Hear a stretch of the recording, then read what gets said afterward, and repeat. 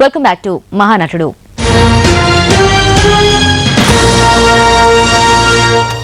మాతృదేవత మాతృదేశం స్వర్గానికంటే గొప్పవంటారు. ఈ భావాన్ని తెలిపే ఉత్తేజపూరిత గీతం ఈ చిత్రంలోని జననీ జన్మభూమిశ్చ.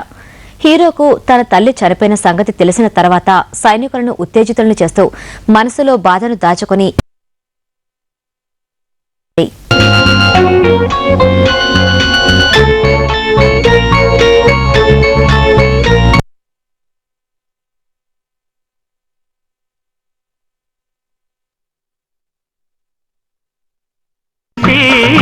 స్వర్గాదపి గరీయసి ఏ తల్లి నిన్ను కన్నదో,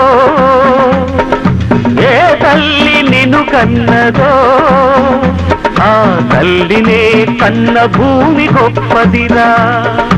జననీ జన్మభూమిశ్చ స్వర్గాదపి గరీయసి, స్వర్గాదపి గరీయసి.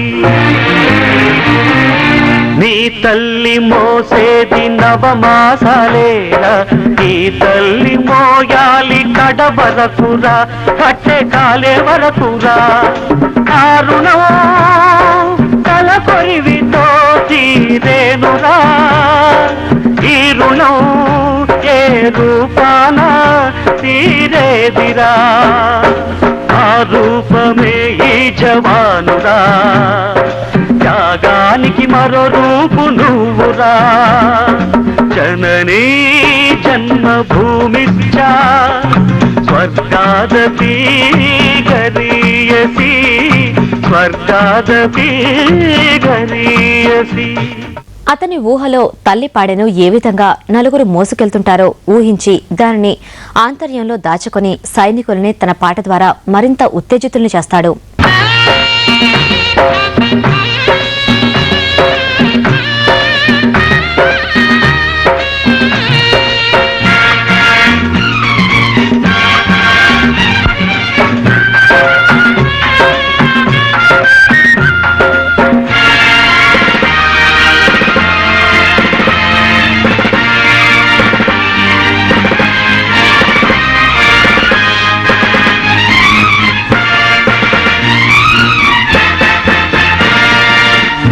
గుండె గూడెకు తెలుసు గూడె బరువెంతో, ఆ గుండెకే తెలుసు గూడె కోత బాధంతో. నీ గూడె రాయి కావాలి, ఆ గుండెల్లో త్రిరంగులు మోగాలి. మనిషిగా పుట్టిన ఓ మనిషి మారాలి నువ్వు రాక్షసుడిగా. మనుషుల కోసం, నీ మనుషుల కోసం, నీ మనుషుల కోసం. జననీ జన్మభూమిశ్చ స్వర్గాదపి గరీయసి, స్వర్గాదపి గరీయసి. మేజర్ చక్రధర్ను మహావీర చక్ర బిరుదుతో సత్కరించినప్పుడు ఒకవైపు ఆనందం, మరోవైపు తల్లి గుర్తుకొచ్చి కళ్లల్లోని బాధను ఏకకాలంలో పోషించారు. ఈ ఒక్క సన్నివేశం చాలు ఆయనలోని మహానటుణ్ణి మనం దర్శించుకోవచ్చు. దేశం ప్రభుత్వం మనల్ని గౌరవిస్తుంటే మనం గౌరవించాల్సిన వ్యక్తి మేజర్ చక్రధర్. భయంకరమైన పరిస్థితుల్లో మన దేశం శత్రువుల చేతుల్లో చిక్కిపోయింది అని అనుకున్న సమయంలో తన ప్రాణాలని కూడా లెక్క చేయకుండా తన తోటి సోదరుల ప్రాణాలని రక్షించడం కోసం శత్రుకూటంలో జొరబడి వాళ్ళకి తెలియకుండా వాళ్లతోనే ఉండి వాళ్ళని హతమార్చి వాళ్ళ స్థావరాలని కొల్లగొట్టి ఆయుధాలని భూస్థాపితం చేసి మనకి విజయాన్ని తీసుకురావడానికి ముఖ్య కారకుడయ్యాడు మేజర్ చక్రధర్.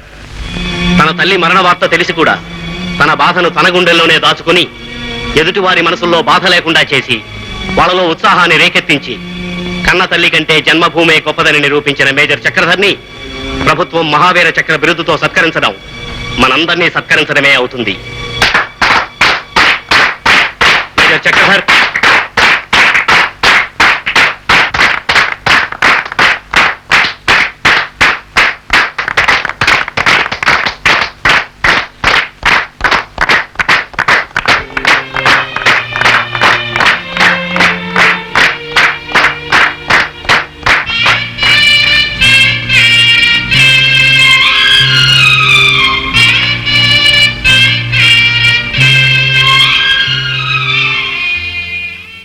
మేజర్ చక్రధర్ జనజీవన స్రవంతిలోకి వచ్చాక సామాన్యుడిగా న్యాయం కోసం పోరాడి ఓడిపోయినప్పుడు టేక్ ఇట్ ఈజీ అని శ్రీదేవి అంటే అది ఎలా సాధ్యమని అన్యాయాన్ని ప్రతిఘటించి తీరుతారని చెప్తాడు.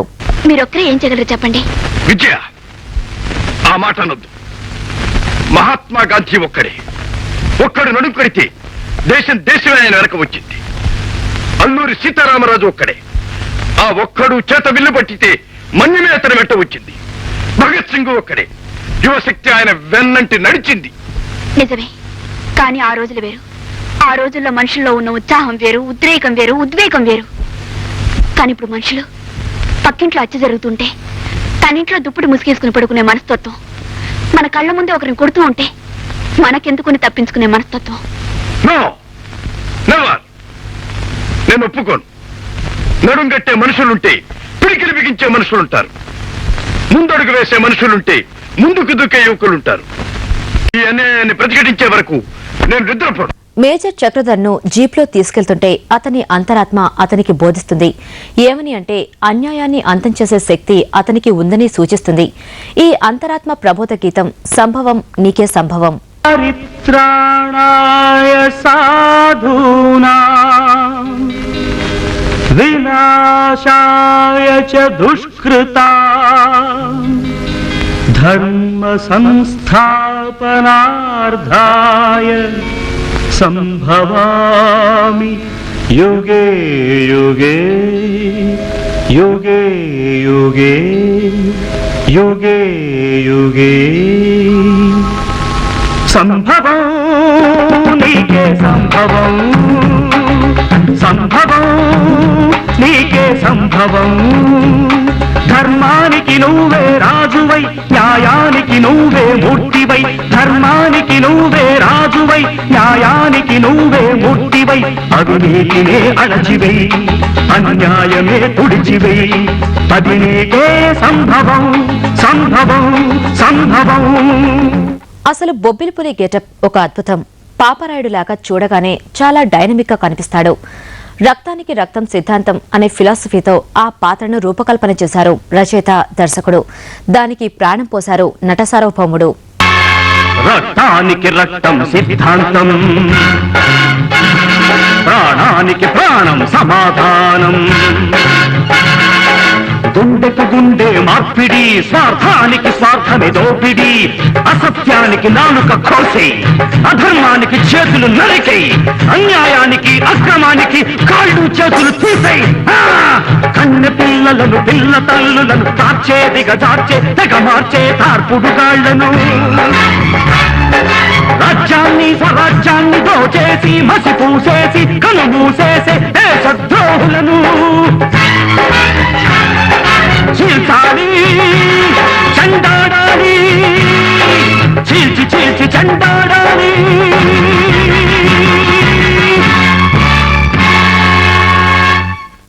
ఎన్టీఆర్ గారి గురించి మరికొన్ని విషయాలు తెలుసుకునే ముందు మహానటుడిలో మరో చిన్న బ్రేక్ తీసుకుందాం.